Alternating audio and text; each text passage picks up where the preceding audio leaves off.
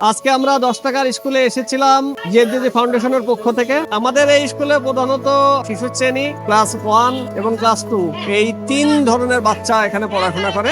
আজকে স্কুলের বাচ্চাদের মধ্যে আমরা বই বিতরণ করলাম। বই পেয়ে তারা খুবই উচ্ছ্বসিত এবং খুবই খুশি, এবং তারা তাদের অভিপ্রায় ব্যক্ত করেছে তারা ঠিকঠাক পড়াশোনা করবে।